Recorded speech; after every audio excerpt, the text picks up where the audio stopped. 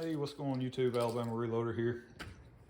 So today's video, for those of you 280 Remington slash 7mm Express fans, I've had a few of you guys comment on the videos, hey, get back to some 280 Remington stuff. Today we're getting back to it. I'm gonna explain why you haven't seen any videos lately on it.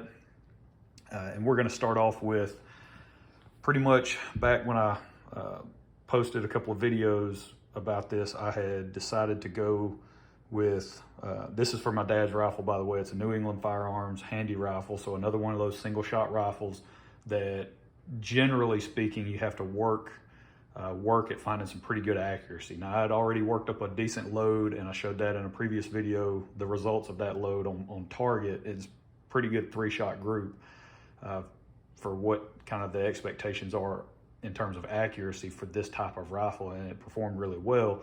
And I had some of those left over, and so that was going to be some dedicated hunting ammo.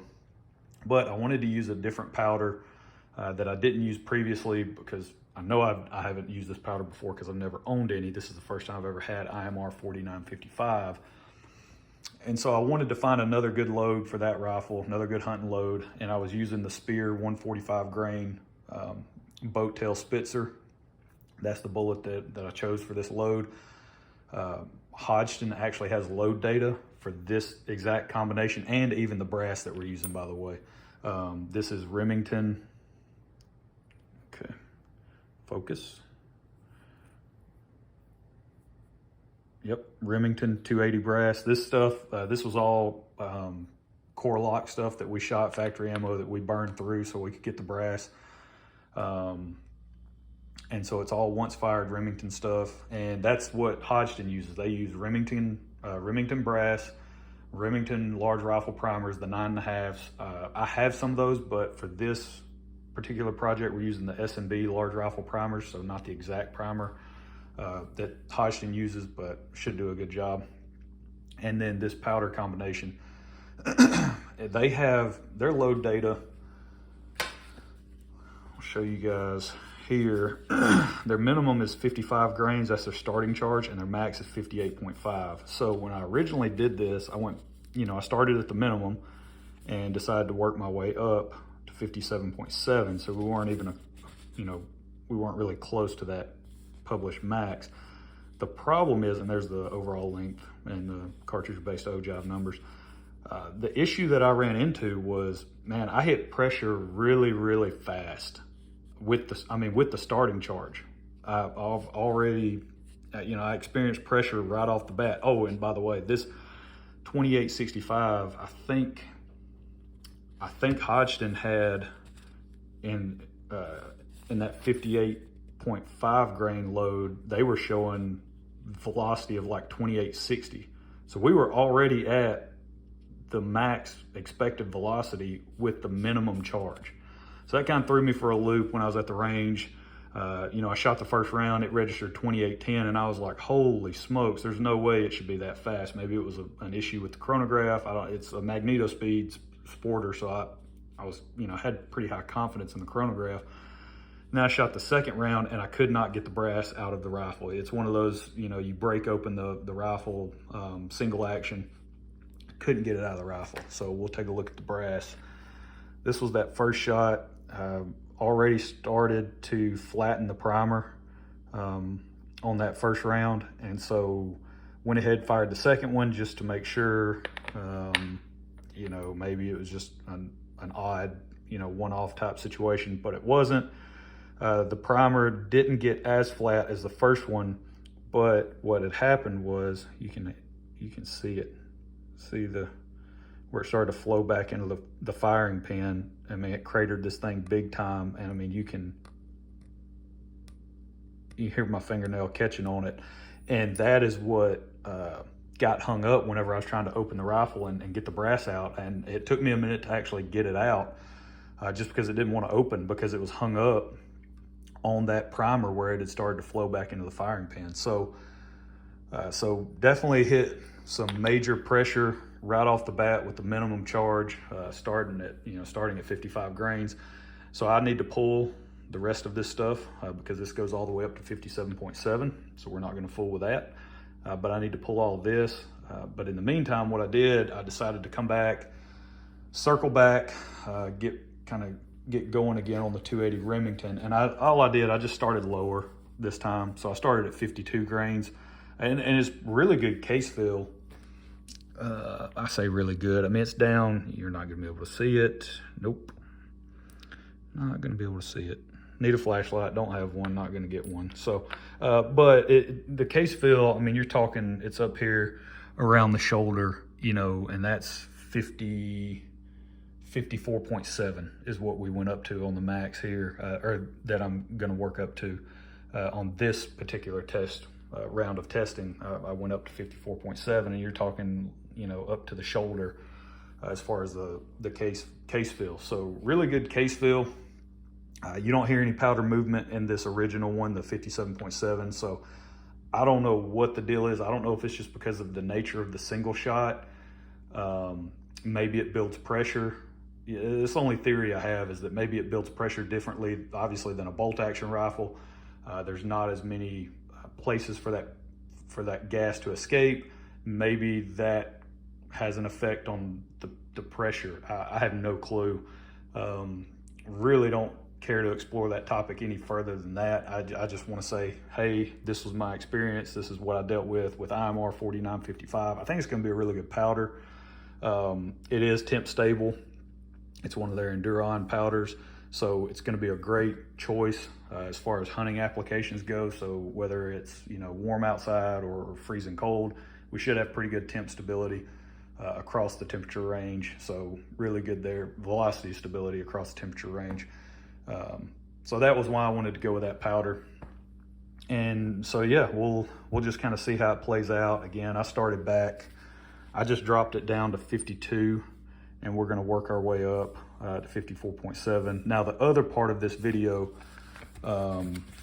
is, if you'll recall in the video I just uploaded about some 6.5 Creedmoor stuff, I mentioned that my buddy Zach over at Quest for the Perfect Load hooked me up with this little thing right here, and it basically goes in the RCBS Charge Master little nozzle there, spout, whatever you want to call it, for powder dispensing. Because I've always, at least with extruded powders, I think this is just universal, is that unless you modify this opening in some way, you're going to have issues with overcharge and undercharge. Mostly overcharge with extruded powders, or at least I do. I would imagine everybody that has one of these has experienced some level of issue with overcharge, because when it goes and it starts to trickle up that last little bit of powder, I know you can set it under and then just trickle it up yourself if you want. I get that, but you know, when it goes to that, gets close to the whatever the selected charge weight is, and then it starts to trickle on its own, what's dumping out so much powder, the volume of it is, you know, it's just not really able to control the feed very well. And so you're going to wind up dumping more than you really want, especially when it comes to extruded powders. And so to solve that, to remedy that, my buddy Zach printed this up, 3D printed it, and sent it to me, and it works great. Now, I will tell you that this is not something that I think everybody should go out and get if you happen to have an electronic powder dispenser. It depends on what you are trying to achieve with your powder dispensing, right? Because here's the thing, it's going to slow down your process, your powder dispensing process. It just will. That's part of it. That's just, you can't get around it. You can't avoid that, because all you're doing is taking this and you're narrowing down the opening, right? So not as much powder is coming through. So obviously it's going to take longer for the powder to get up to whatever the selected charge weight is. Now, with that being said, that's not a big deal to me. I don't really care about the amount of time it takes to dispense the powder. That doesn't bother me at all. It can take a minute for all I care. It's not a problem. But if you are someone and you're going out and you're going to load up 200 rounds for a weekend match, and you just need your powder to be loaded relatively quickly, you don't want to burn a whole lot of time doing that, it might not be for you. But I'm going to show you some numbers that I mean, this is stuff that I've experienced and I've documented. this, so it's kind of one of those deals where this is just my own experience in dealing with this. And even if you are one of those people that load up 200 rounds for a match, you still might want to look into getting something like this. The only issue I have with it so far is that the fit, it's a little small on this portion here to be able to fit the spout, and so the powder will push it out, but it was an easy fix. All I did was take a piece of Scotch tape, and I actually put this in. I actually inserted that, and then I just put the tape right on the edge because it's almost a perfect fit as far as fitment goes with that outside edge. And I just put a piece of tape, small piece of tape around it, held it in place, no problem whatsoever. I don't really see that as a big issue. Let me get some coffee. And he doesn't make just this stuff. He makes a ton of other 3D printed reloading stuff, super cool. And I would imagine he could 3D print just about anything non-reloading as well if you got something else you want from him. But I ran some numbers back when the other day when I was loading up the 6.5 Creedmoor and the 6.5 PRC. I didn't utilize this guy for part of that because I wanted to collect some information about, okay, you know, and of course, depending on the charge weight, that'll determine how long it takes to dispense the charge. But what I wanted to better capture was how often do I run into an overcharge situation where I have to dump the powder, set the pan back down, throw that charge again, right? That's something, you can think of this as more of a continuous improvement activity, right? I mean, we're trying to eliminate waste. Now by doing so, we have introduced the addition of, you know, time, right? But this is something where, you know, I didn't necessarily care if I introduced a little bit more time to get the job done. I just didn't want to have to continuously dump, and I say continuously, but from what I found, it's about 20%. So 20% of the time, 1 out of every 5 throws, if you don't use something like this, in my experience with extruded powders, you're probably going to run into an overcharge situation, anywhere from 10 to 20%. Even with my Chargemaster 1500, it was the exact same way with extruded powders. I would run into overcharge situations, you know, probably 20% of the time, 15-20% of the time with that one. Same deal here. So we're gonna go with a 20%, which is just, you know, 3 out of every 15, right? I mean, if you wanna look at it that way, 4 out of every 20, right? If you wanna load up 200 rounds, we're gonna use 200 rounds. Someone that wants to load up that much for maybe a weekend match, that's 40 times that this thing is gonna throw an overcharge that you have to take the pan, dump the powder back in, throw the charge again, right? So just kind of doing that math, I went with the 54.7 grain charge, getting some times on this stuff here, and it was coming out to almost 37 seconds, 36.8 seconds. And then what was funny is when I was running these tests, as soon as I took this off to try to run the same charge weight without it, I got an overcharge. So I actually had to dump it, run it again to get a time where it would just run it correct the first time. So I actually had to do it and get, you know, come up with something else, come up with the correct time.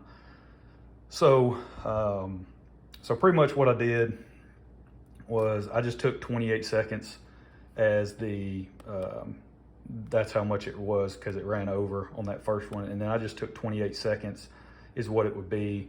And this is real, just straight math. I mean, obviously there's some other things that you may need to take into account, right? This isn't how long it would actually take you to load all this ammo. This is just run time for the machine itself. You still have to take the powder off. I understand all that. So all you industrial engineers out there, I hear you, okay? We're not talking about all that. I'm just talking about straight run time that it took for this thing to dispense. And so if you added in the nozzle, the little 3D printed thing, insert, you know, you can see that, yeah, there's an increase in the amount of time that it takes, right? We were almost at 37 seconds, so 36.8. And over the course of 200 rounds, you know, that's 2 hours of run time that it would take to dispense that powder. Now, I will say that in all the testing that I've done with this thing, I have not had an overcharge or an undercharge yet. So it has run flawlessly with this thing installed. So that's why I'm not adding any fluff. I mean, you could definitely, you know, maybe it would be 5% of the time, right? So then you would probably want to account for that you might possibly have an undercharge or overcharge using this setup. Undercharge, you just trickle up. Overcharge, right, you dump and do it again. But if we take 28 seconds and you do the same 200 round loads, you run it 200 times to get your loads, well, that's an hour and a half. So yeah, you saved a half hour, but then you also have to account for that 20% of error where you're getting the overcharge. And so then you have to dump it and go back and rerun it. Well, that adds almost another 19 minutes, 18, 2/3 there. So, I mean, 112 minutes versus 122. So you're saving maybe 10 minutes total. If you decide not to go this route with something like a 3D printed nozzle in this particular case, you might save 10 minutes, 10, maybe 15 minutes of run time on the piece of equipment over the course of like a 200 round load session for maybe getting ready to go to a match or something. So I kind of wanted to bring that up because the time that you add, that might not necessarily be a big deal to everyone. To someone else, it might be. They just might want, maybe they want this thing to run as fast as possible, and they're fine with dumping the charge and just running another one. It's not a problem to them. For me, I don't really care about the added time. It doesn't bother me. I'm not loading up 200 rounds at any given time.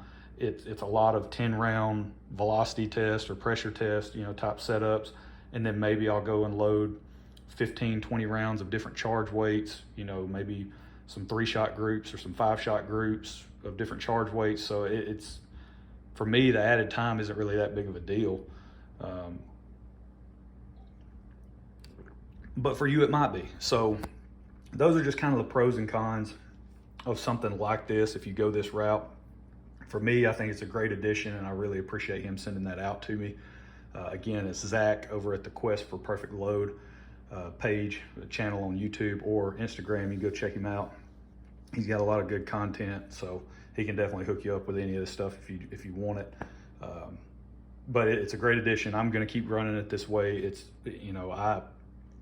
I like the fact that I don't have to question, there was an overcharge, now I got to dump it, run it again, and kind of do that process. I would rather it just be right the first time, and then I can move on to the next round and do that. So that's it. That's where we're going to leave it. So if you 280 fans, y'all stick around. It's like 19 degrees outside. I think it's in the 20s, but the wind chill is like down to 19 or something crazy. So I don't know when I'll be able to actually get over and shoot this stuff once I get it loaded up. But y'all just hang around. There's gonna be some more videos about the 280 Remington coming out. So yeah. And then also, don't forget, run down to Mr. Big Guns in Huntsville if you guys are looking for some reloading stuff or firearms things in general. Guns, ammo, you name it. Scopes, they're a Vortex dealer now, so they've got some Vortex optics that you can choose from. They've got Athlon, so you can sit there and do a side-by-side comparison, right, of some top-tier Vortex versus top-tier Athlon if you wanted to, figure out which one you want. So they've got a good selection of optics down there now, really good. He's getting a better selection of reloading stuff as well. They're getting in shipments of powder and components and all of that. Picked up some nozzler ballistic tips down there, I think it was last week. So just run down there and say hey to those guys, see what they have, see if they've got anything you need. But other than that, we'll catch y'all next time. Y'all have a good one.